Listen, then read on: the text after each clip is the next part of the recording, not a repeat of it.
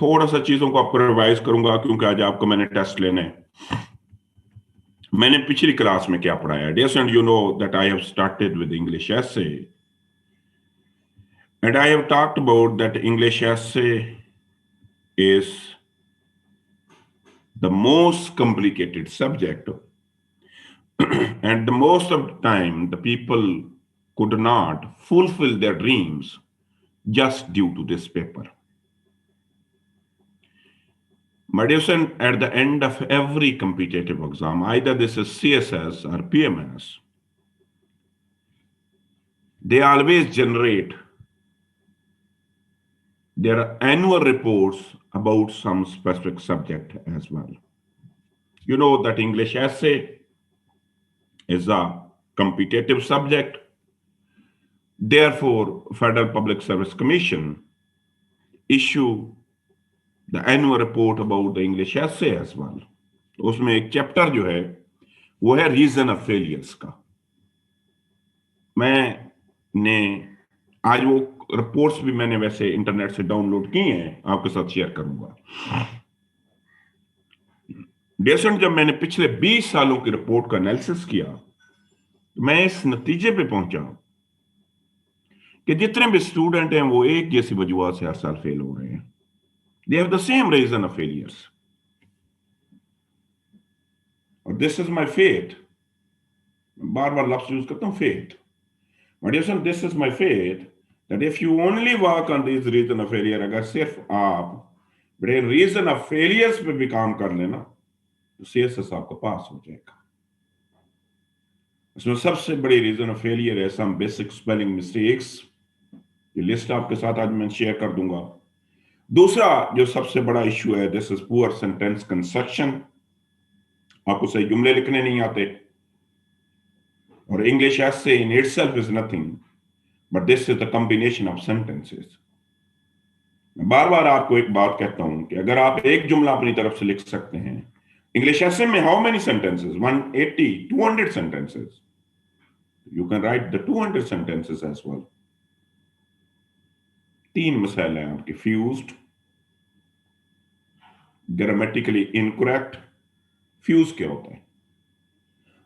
Dear student, मैंने आपको sentence को डिफाइन किया था। मैंने कहा sentence is the combination of subject as well as a predicate that must convey the single meaning, not more than one.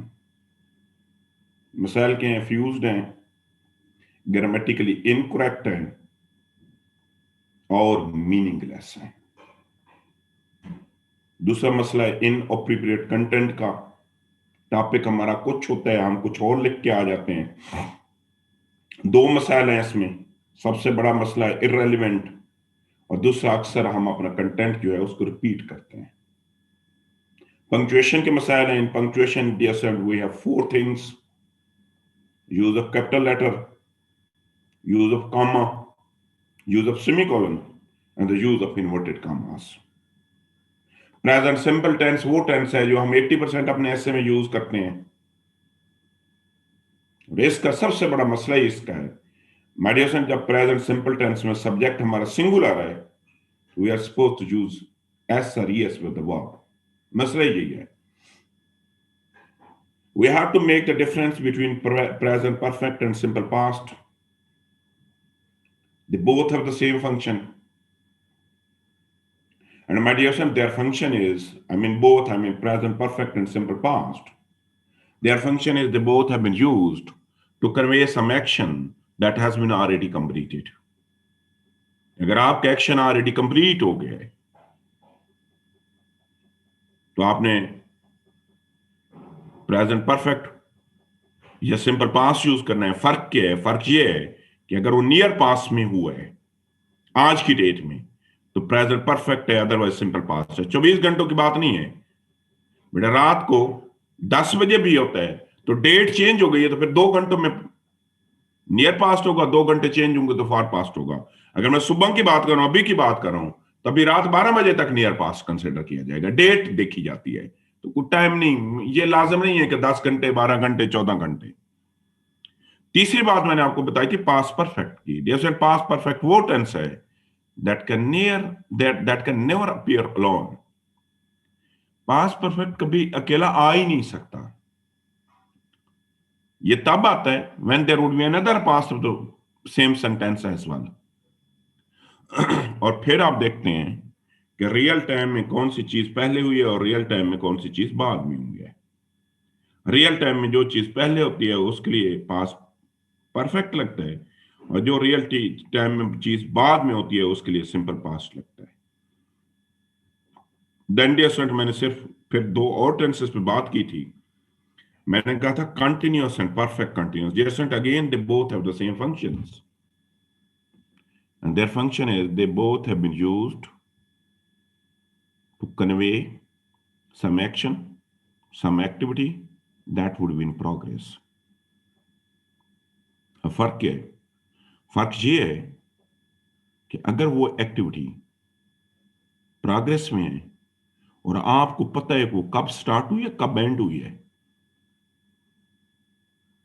If you know its beginning and its start, तो आप present perfect continuous tense use करेंगे। और अगर dear आपको उसकी beginning का नहीं पता है, मतलब मैं कहूंगा आई एम टीचिंग, तो आप सिंपल कंटिन्यूअस टेंस यूज करेंगे। दो और चीजें मैंने आपको बताई थी, सिंस एंड फॉर। सिंस हम यूज करते हैं पॉइंट ऑफ टाइम के लिए, लफ्ज यूज किया था मैंने पॉइंट ऑफ टाइम, और फॉर यूज करते हैं when we do not know the point of time as well. Then मैंने आपको बात की थी जैसे आर्टिकल की। आर्टिकल को बड़ी डिटेल के साथ हमने पढ़ा था, आज थोड़ी सी डिटेल और उनकी मैंने पढ़ानी है। उसके बाद मैंने कहा था faulty structure, poor presentation. Topic को समझें, जब तक आप टॉपिक को नहीं समझेंगे आप नहीं लिख सकेंगे, इरेलीवेंट लिखेंगे। Often the word limit is not followed, आपको फॉलो करनी पड़ेगी मिनिमम 1500 वर्ड्स। और अक्सर ये होता है कि हमारी आउटलाइन जो होती है वो रेलिवेंट ही नहीं होती। मीन की डियर, जब आपने आउटलाइन बनाई है, outline always provide the crux of your whole discussion as well. पूरी की पूरी डिस्कशन का क्रक्स आउटलाइन में आता है। अगर आपने एक आर्गुमेंट आउटलाइन में मेंशन की है, the same must be written in your essay as well. और अगर आपने एक आर्गुमेंट्स आउटलाइन में नहीं लिखा है, the same can never be written in your essay as well. और आखिरी बात ये मैंने जो आपको बताई थी, मैंने कहा नहीं आर्गुमेंट कि जब भी आपने कोई बात करनी है, जब भी कोई पोजीशन लेनी है, जब भी आपने कोई स्टांस लेना है, you have to prove this with quotation, saying, reference. Mean कि जब भी आपने कोई बात करनी है उसको वैलिडेट करना है विद सम जस्टिफिकेशंस। तो ये रीजन हमारा मेरी फेलियर्स है। मैं बार बार कह रहा हूं दिस इज माय फेट, कि अगर सिर्फ आप रीजन ऑफ फेलियर्स पे भी काम कर लेना तो आप पास कर लेंगे। आज सिंपल मैंने एक चीज पढ़ानी है और फिर आज आपका मैंने टेस्ट लेना है। मैं आपको याद होगा कल मैंने आपको आर्टिकल बड़ी डिटेल के साथ पढ़ाए थे, बहुत डिटेल के साथ हमने कल आर्टिकल। आज मेरे चंद एक आर्टिकल के मुतालिक आपसे क्वेश्चन है। यहां पे मैंने दो सेंटेंस लिखे हैं, मैं एक दफा रिपीट भी कर देता हूं आर्टिकल को। मैंने कहा dear article is type of adjective. Article जो है ना डियर, दे आर एडजेक्टिव, और एडजेक्टिव का मतलब ये है कि adjective can be only use with noun.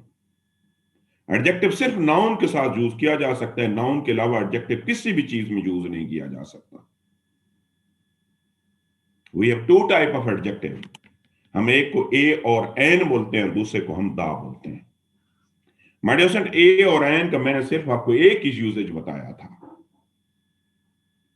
They are only use with common, common के अलावा ये कभी भी नहीं यूज होंगे when the common would be singular and when the singular would be countable.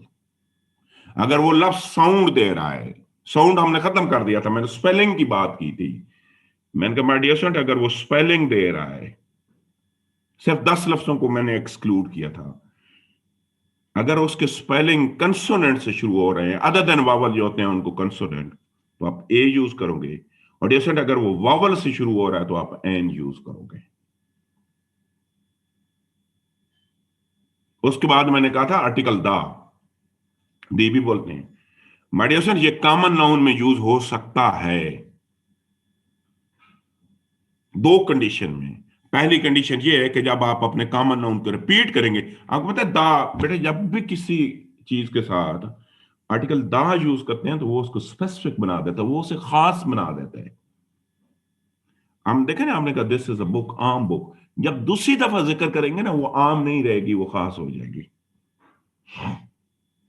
और दूसरा रूल मैंने बताया था, इवन इन फर्स्ट सेंटेंस, पहले ही जुमले में आप आर्टिकल दा यूज कर सकते हो। If you are talking about some specific thing. देखो ना, मैंने आपको कल कहा था कि मेरा एक पेन है, मैं इधर आपके सामने लिख रहा था, मुझे नजर नहीं आ रहा है। मैं अगर आपसे पूछूं वेयर इज द पेन, तो आप कहेंगे sir the pen is on dais. मैं पूछूं ना वेयर इज अ पेन, तो माय डियर स्टूडेंट, मैं अप पेन बोलूंगा तो आप तमाम के तमाम लोग जो आपके अपने पेन है आप मुझे दिखाना शुरू कर लेंगे, आप कहेंगे sir this is a pen. Then मैंने कहा था कि डियर स्टूडेंट प्रॉपर नाउन, मैंने हालांकि अभी आपको बताया कि ये चीज खास बनाती है। प्रॉपर नाउन तो ऑलरेडी खास होते हैं, तो इस वजह से कैद आजम जो है तो वो तो ऑलरेडी खास है, सिदरा जो है वो तो ऑलरेडी खास है। इस वजह से प्रॉपर नाउन में सिर्फ तीन कंडीशन में ये यूज किया जा सकता है। पहली कंडीशन ये है, with all the geographically characteristic. Geographically ये जमीन जो है इसको हम 7 करेक्टरिस्टिक में डिवाइड करते हैं, इनके साथ आर्टिकल दा आता है, पहली बात है। दूसरा यूजेज, जैसे जब भी आप किसी मैगजीन का, न्यूज़पेपर का, हेवनली बॉडीज का नाम यूज करेंगे उनके साथ आर्टिकल दा आएगा। और तीसरा ऑब्रिवेशन के साथ आर्टिकल दा आता है। कलेक्टिव नाउन के साथ यस एंड यूज करें ना करें, this is your choice. Abstract noun के साथ करें तो ज्यादा, करें ना करें, योर चॉइस। ना करें तो ज्यादा बेहतर है। और मटीरियल नाउन के साथ यूज नहीं किया जा सकता। अब चंद एक, आज मैं सुबह अखबार पढ़ रहा था, मुझे ये दो जुमले नजर आए। मैंने पहला जुमला लिखा है, an honest person is always liked by all. मैंने कल रूल बताया था कि प्रोनाउन जो है वो हमेशा नाउन के साथ यूज होता है। नेक्स्ट मैंने लिखा है, an honest person is always liked by all.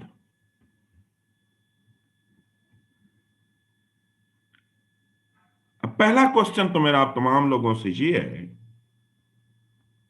क्या ये दोनों जुमले ठीक हैं ग्रामेटिकली? मुझे जो बताना चाह रहा है वो हैंड रेस करे। मेरे कमेंट्स में नहीं, हैंड रेस करना है।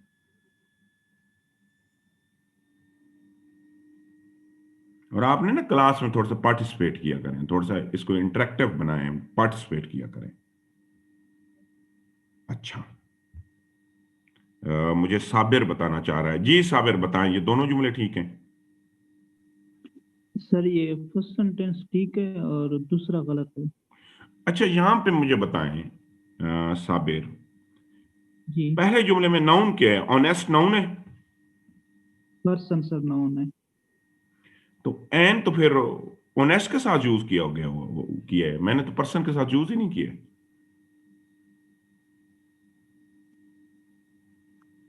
ऐसा ही है। लेकिन ऑनेस्ट तो एजेक्टिव है ना सर, वो पर्सन के साथ यूज हुआ है। तो मैंने एन किसके लिए यूज किया, ऑनेस्ट के लिए या पर्सन के लिए? सर ऑनेस्ट के साथ यूज हुआ है, लेकिन ऑनेस्ट तो एडजेक्टिव है, एडजेक्टिव के साथ तो आर्टिकल आ नहीं सकता।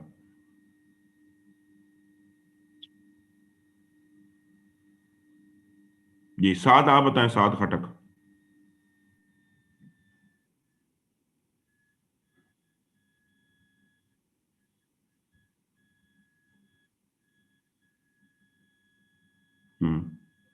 So, I mean, your intake is that we have used this one with honest.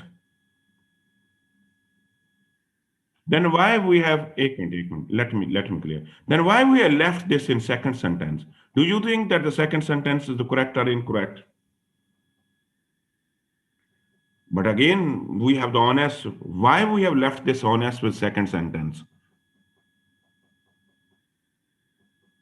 एक मिनट मैं लेट मी साथ क्लेरिफाई। आपने साथ ये कहा कि एन जो है वो ऑनेस्ट के साथ यूज किया है, यही कहा है।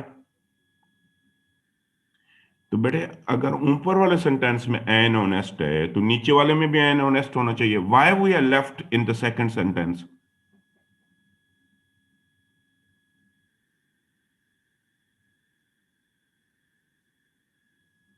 नहीं बेटे, पर्सन से तो इसका रिलेशन ही नहीं है। आपने खुद बताया कि सर इसको मैंने ऑनेस्ट के साथ यूज किया है, यही बताया है।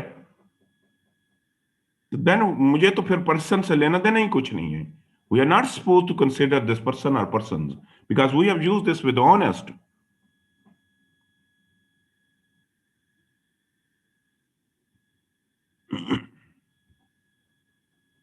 ये सिद्रा आप बताएं। सर फर्स्ट वन करेक्ट है, सेकंड इसलिए करेक्ट नहीं है कि ये पर्संस है, कलेक्टिव है, इसके साथ नहीं, मुझे एक सिंपल सी बात बता दें, जी एन जो है वो ऑनेस्ट के लिए यूज किया गया या पर्सन के लिए यूज किया गया? सर एन और ऑनेस्ट दोनों एडजेक्टिव हैं और ये पर्सन के लिए यूज किए हैं। नहीं, मैं एन जो है वो ऑनेस्ट के लिए या पर्सन के लिए? पर्सन के लिए।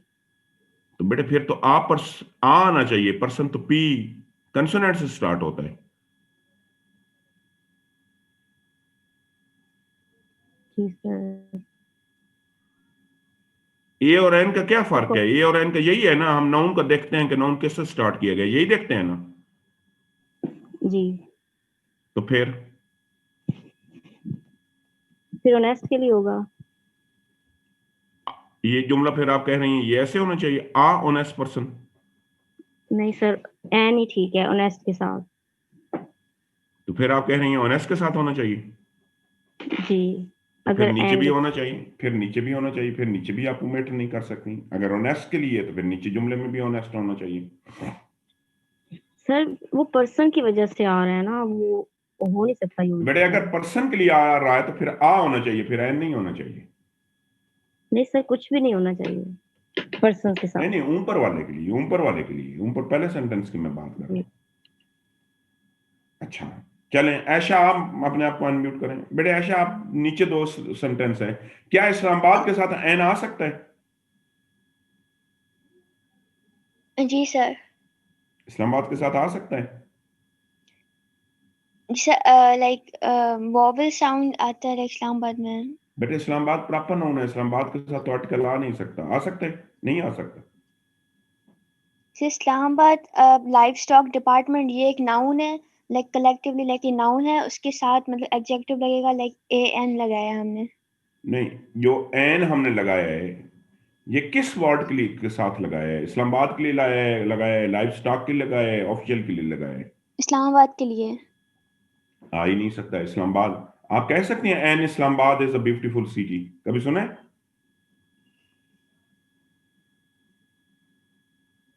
सर लेकिन ये पूरा like Islamabad livestock department.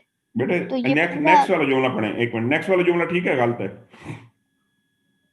Islamabad livestock department officials are here to inspect animals. लेकिन उसमें तो लाइक ऑफिशियल्स यूज हुआ है, लाइक वो एस मतलब वो सिंगुलर के लिए यूज होता है, ए और एन। आप कह रहे हैं गलत है ये? अब मेरी बात गौर से सुने बेटे, ये आज ही अखबार में ये दोनों जुमले आए हुए थे। पहला सेंटेंस जो है ना, इसमें एन जो है ना, this is not use for honest. बेटे ये पर्सन के लिए यूज किया गया है। अब दो चीजों का आपने ख्याल, यहां पे एन जो है ना ये इस्लामाबाद के लिए नहीं यूज किया गया। दरअसल ये यहां पे नाउन जो है ना ये ऑफिशियल है, इसके लिए यूज किया गया। और यहां पे इसी को ऑफिशियल्स कर दिया है तो ये एन में खत्म कर दूंगा, प्लूरल हो गया है। अब दो रूल याद करने वाले हैं। पहली बात यह है कि बेटे आर्टिकल यूज करना है या नहीं करना वो नाउन के मुताबिक होता है कि क्या आर्टिकल आएगा या नहीं आएगा, वो नाउन डिसाइड करेगा। लेकिन कभी कभार ये होता है कि नाउन और आर्टिकल के दरमियान में एक एडजेक्टिव आ जाता है, जैसे कि ऑनेस्ट आ गया, कि कभी कभार रियल ये होता है कि आपके नाउन और आर्टिकल के दरमियान में दो तीन और अल्फाज आ जाते हैं या एक आ जाता है। अब दो क्वेश्चन पैदा हो जाते हैं। पहला क्वेश्चन तो ये है कि आर्टिकल यूज करना है या नहीं करना, वो नाउन डिसाइड करता है, क्योंकि यहां पे ऑफिशियल्स आ गए, प्लूरल आ गया तो नाउन नहीं आएगा आर्टिकल, यहां पे पर्सन्स आ गया तो आर्टिकल नहीं आएगा। लेकिन डियर स्टूडेंट, ए यूज करना है या एन यूज करना है, दो दो क्वेश्चन है। पहला क्वेश्चन ये है कि either we are suppose to use article और नॉट, ये क्या डिसाइड करेगा? ये नाउन डिसाइड करेगा। अब दूसरा क्वेश्चन ये है कि जब करना है तो ए यूज करना है या एन यूज करना है। बेटे फिर कभी कभार मैंने क्या कहा है कि उनके दरमियान में कुछ और अल्फाज आ जाते हैं, तो ये डिसाइड, जो अगला लफ्ज होता है ना, उसकी प्रोनाउंसिएशन डिसाइड करती है कि एन यूज करना है या ए यूज करना है। अगर मेरा यहां पे ऑनेस्ट ना होता ना, या मैं वाइज लिख देता, तो फिर मेरा लफ्ज होता अ वाइज पर्सन। इसी तरीके से देशन, ये जो डिसाइड करना है ना, ये इस्लाम, आपको पता है यहां मैं लाहौर लिख दूं, इस्लामाबाद ना लिखूं, तो मैं लिखूंगा एन नहीं लिखूंगा, मैं लिखूंगा अल Lahore livestock department official. तो दो रूल मैंने बताए। पहला रूल ये बताया कि आर्टिकल आएगा या नहीं आएगा, ये तो नाउन डिसाइड करेगा। और क्या ए यूज करेंगे या एन यूज करेंगे, क्या ए यूज करेंगे या एन यूज करेंगे, ये जो नेक्स्ट वर्ड आता है वो डिसाइड करता है। ये ऑनेस्ट डिसाइड करता है। ये इस्लामाबाद, मैं इस्लामाबाद को खत्म कर दूं, मैं रावलपिंडी लिख दूं, तो आ रावलपिंडी आएगा। ठीक हो गया? अगर किसी का भी क्वेश्चन है तो आप अपने आप को अनम्यूट करें और क्वेश्चन पूछें, अदरवाइज आप अपने ये हैंड रेस खत्म कर दें। अगर आपको क्वेश्चन है तो आप अनम्यूट करके पूछें, अदरवाइज ये साथ आप अपना हैंड रेस खत्म कर दें अगर आपका क्वेश्चन नहीं है तो। जी सर। जी वालेकुम सलाम। सर अगर हम एन या ए का यूज ही ना करें, तो फिर तो गलत हो जाएगा। Next person is always like by एक मिनट, पर्सन सिंगुलर है प्लूरल? एक मिनट, पर्सन कॉमन नाउन है? कॉमन नाउन ही है ना? सर आपने कल बताया था कि जी सर कॉमन नाउन है। बताएं तो, ये तो मैं सुन रहा हूं आपको। तो ये तो आपकी आवाज नहीं आ रही है, आपकी साइड पे कोई इशू है? तो ये तो आपकी जी आवाज सर नहीं आ कॉमन रही। नाउन है पर्सन सिंपल में। तो बेटे हेलो कॉमन नाउन है तो कॉमन के साथ ए और एन जरूर यूज करते हैं।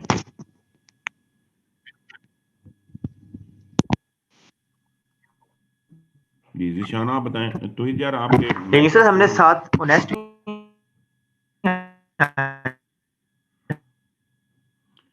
तो ये तो आपकी आवाज नहीं आ रही है, तो ये तो आपका इंटरनेट का इशू है। आप इसको सॉल्व कर लें, रिजॉल्व कर लें, फिर क्वेश्चन करें। जी जीशान। जी जीशान क्वेश्चन करें। सर ये जो ऑनेस्ट है ये एक कॉन्सोनेंट है, लेकिन जो इसका स्टार्ट है वो जो आपने 10 वर्ड्स बताए थे साउंड्स वाले, वो उनमें से है, तो ये उस वजह से भी तो हम इसके साथ आर्टिकल यूज कर रहे होंगे। एंड किसके साथ? ऑनेस्ट के साथ सर। बेटे ऑनेस्ट जो है, एन जी इस जी वजह से स्टार्ट कर रहे हैं क्योंकि इसकी साउंड जो है वो ओ की आ रही है, ऐसे ही है। जी जी बिल्कुल। ठीक है, तो ऑनेस्ट का ताल्लुक, अगर ये ऑनेस्ट की जगह मैं वाइज लिख दूं तो फिर क्या यूज करेंगे?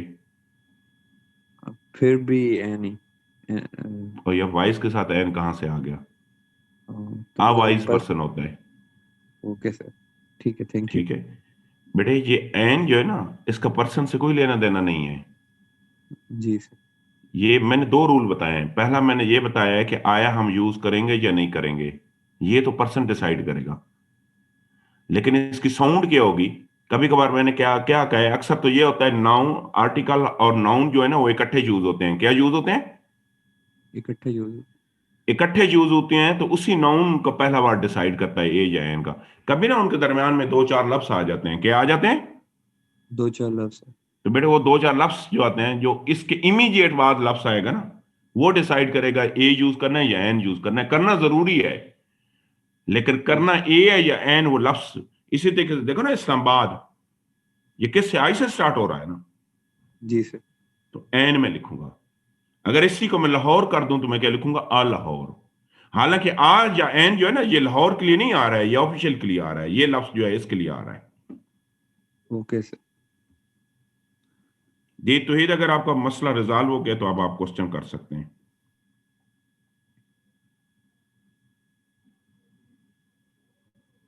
जी राशिद, आप क्वेश्चन करें। सर अस्सलाम वालेकुम सर, अगर सेकंड सेंटेंस में एन रिमूव कर दिया जाए, honest persons are always liked by all, ये तो होना ही नहीं है, जो रेड के साथ लिखा हुआ है तो ये तो वैसे ही गलत जुमला है, इसमें तो एन होना ही नहीं है, ये तो खत्म हो जाएगा क्योंकि ये पर्सन्स हो गए। मैंने रेड इसी वजह से किया होगा, this is incorrect sentence. Okay fine fine. ये तो मैंने आपको समझाने के लिए यूज किया हुआ है कि जी ये ऑनेस्ट के लिए नहीं है, क्योंकि अगर ऑनेस्ट के लिए होता तो ऊपर भी ऑनेस्ट है, नीचे भी ऑनेस्ट है। राइट। ये ए और एन जो है ना, ये पर्सन डिसाइड करेगा कि यूज करेंगे या नहीं, ठीक है? ये तो मैंने आपको समझाने के लिए लिखा हुआ है। ठीक। अच्छा माय डियर फ्रेंड, आज मैं आपके एक टेस्ट लूंगा, मैं 2-3 उसके रूल्स बता दूं। आई जस्ट वॉन्ट टू जज यूर इंग्लिश। देखो ना बेटे, जब आप एक डॉक्टर के पास जाते हैं तो सबसे पहले चीजों को डायग्नोज करता है। जब तक आप चीजों को डायग्नोज नहीं करें, तौहीद के और मसाइल होंगे, गफार के और मसाइल होंगे, सिदरा के और मसाइल होंगे। मैं टेस्ट लूंगा, वी हैव सॉफ्टवेयर जिसमें आपके मसाइल हम उसके अंदर इंस्टॉल कर देंगे कि इसका ये मसला है, इसका ये मसला है। फिर मैं इंडिविजुअल होकर फोकस करूंगा। तौहीद को जिन चीजों की जरूरत होगी, तौहीद को मैं वो बताऊंगा। ऐशा के जो मसाइल हैं, ऐशा को मैं वो बताऊंगा। खटक साहब के जो मसाइल हैं, खटक साहब को वो मसाइल बताऊंगा। In English we have 14 type of mistakes. लाजिम नहीं है कि हर बच्चे में सारी की सारी मिस्टेक्स होंगी, कुछ में कोई मिस्टेक होंगी, कुछ में कोई मिस्टेक होंगी, कुछ में कोई मिस्टेक होंगी।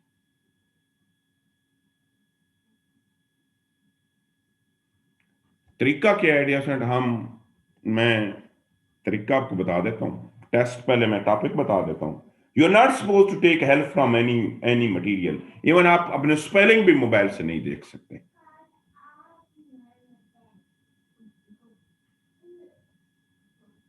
My dear son, you are supposed to write down the introduction of any topic you may like. इनमें से किसी एक पे आपका इंट्रोडक्शन लिखना है।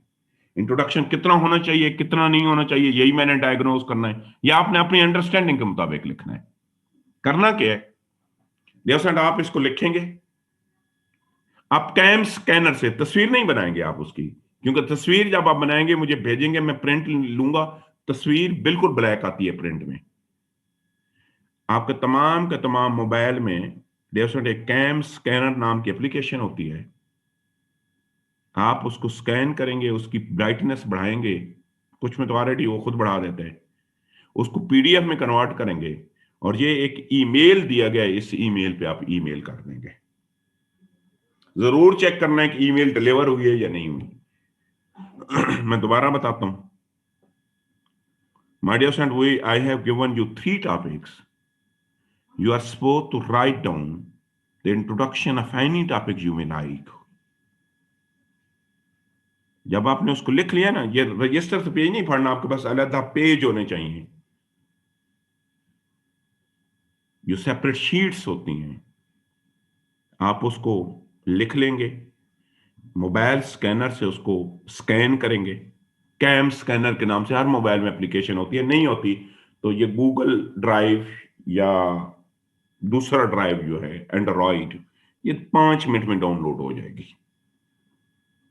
डाउनलोड करें, उसको प्रिंट लें, और सॉरी उसको स्कैन करें, पीडीएफ में करें। जब पीडीएफ में आपके पास फिर ऑप्शन आएगी शेयर की, शेयर में जाके ना व्हाट्सएप की भी ऑप्शन आएगी और ईमेल की भी आएगी। ईमेल को क्लिक करें, ये ईमेल ऐड करें, ये CSPS, ये स्मॉल कैपिटल का कोई मसला नहीं होता, डॉट assignments @gmail.com, इस पे ईमेल कर देंगे। करना क्या है डियर स्टूडेंट, ये टाइम लाइन है आपकी। जब भी कोई टॉपिक होता है ना, ये आप एक रूल बना लें बेटे, उसका 1/3 हमेशा आप ब्रेनस्टॉर्मिंग करेंगे, नोटबुक पे आप उसके नोट्स लोगे, उसके बाद 35 मिनट आपने उसको लिखना है। बेशक पहले आज रफ लिख लें, एक दफा उसको रिवाइज करना है, अपनी गलतियों को मिनिमाइज करना है और मुझे आपने भेज देना है। और आइंदा हमारी डेली क्लासेस ऐसी होंगी जैसे आधा टाइम मैं आपसे लिखवाऊंगा और आधा टाइम मैं पढ़ाऊंगा। क्यों? Writing is skill and skill only come through practice. The more you will do the practice, the more you will be perfect in your writing. किसी का कोई क्वेश्चन है इसके मुतालिक, किसी को कुछ समझ नहीं आई है, क्या करना है, और 9 o'clock तक आपने मुझे ये असाइनमेंट भेज देनी है। 9 o'clock के बाद जो असाइनमेंट आएंगी वो चेक नहीं होंगी और हर बच्चे ने भेजनी है जी। इस किसी का क्वेश्चन है तो आप क्वेश्चन कर लें, उसके बाद बेशक आप मीटिंग लीव भी कर सकते हैं।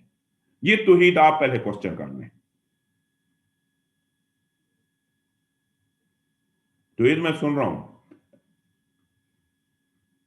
ये राशिद आप करें क्वेश्चन। सर आपने जो टाइमलाइन मेंशन की है उसमें आपने कहा कि 30 मिनट्स में आपने लिखना है और 10 मिनट में आपने रिवाइज करना है after 15 minutes of your brainstorming.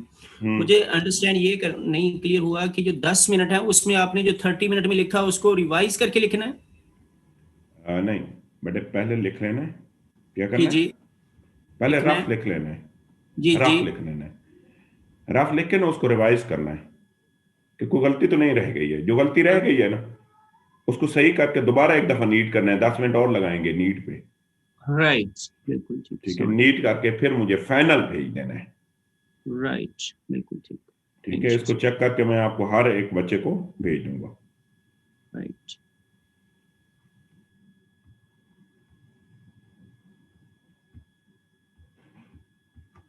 You are not supposed to dear sir, take help from any external material. जी इससे तरह बताएं। सर मीटिंग लीव कर दे? जी जी, जो लीव करना चाहते हैं वो बिल्कुल लीव कर सकते हैं। ठीक, आप अपना थैंक टॉपिक लिख लें, 10 मिनट तक मैं भी इस मीटिंग को लीव कर जाऊंगा। ठीक है। और बहुत अच्छा कोशिश करनी है, बड़ा नीट एंड क्लीन करके। ये ईमेल सही लिखना है और आपने देखना है बाद में कि अगर नहीं ईमेल डिलीवर होता तो वो वापस आ जाती है ईमेल के जी आपका मैसेज जो है वो डिलीवर नहीं हुआ है।